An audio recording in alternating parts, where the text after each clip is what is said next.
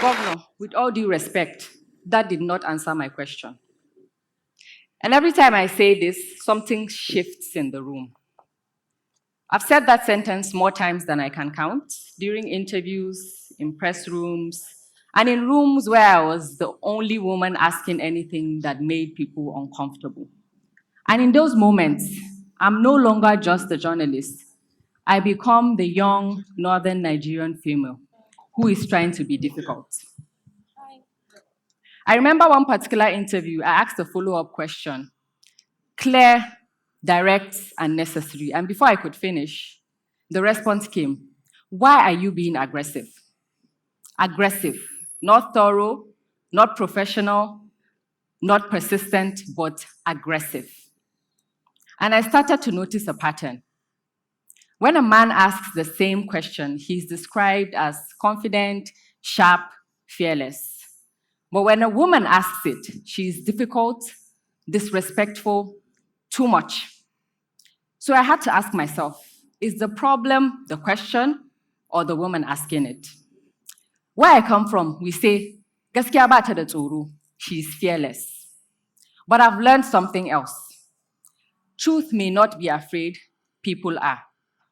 Especially when truth arrives in a voice they are not used to hearing. This reminded me of something we say in Hausa language. Gaskiya mugunyar magana, ba a son ki sai kin tsufa. People do not welcome the truth till afterwards. Another English proverb says, if the mouth stays silent, the truth will die. And silence is exactly what many women in our society are taught. Not directly, but subtly. You see it when a girl is praised for being more polite than being curious, or when she's corrected for her tone instead of heard for her question. When she learns that speaking up comes with consequences. So slowly she adapts. She softens her words. She reduces her presence. She begins to edit herself without even knowing it. And the cost of that editing is not just personal, it's societal. Because when women stop asking hard questions, corruption becomes comfortable, excuses become acceptable, and truth becomes negotiable. But here's what I've learned standing in those rooms. Composure is power. When someone becomes louder, you become calmer. When someone avoids the question, you return to it. When someone tries to shrink you, you refuse, quietly, firmly to shrink. Because asking a hard question is not an act of aggression.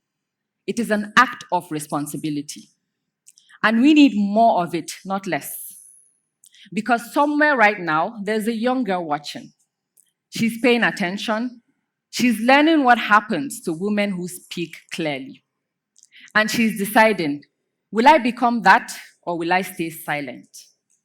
And if what she sees is punishment instead of respect, she will choose silent. So this is not just about journalism. It is about leadership. It is about accountability. It is about the kind of world we are shaping.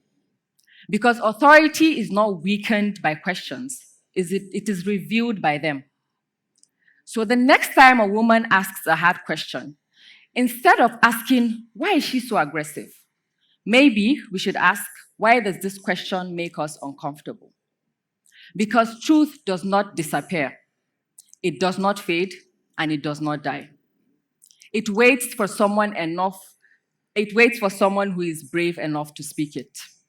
So when that moment comes, when your voice shakes, when the room feels tense, and when you know the question needs to be asked, ask it anyway.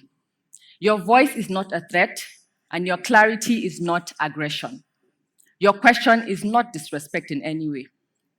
Truth is waking, and be the one who speaks it. Gaskiya dokin ƙarfe, ko yana gudu ka kama ka haye. Thank you.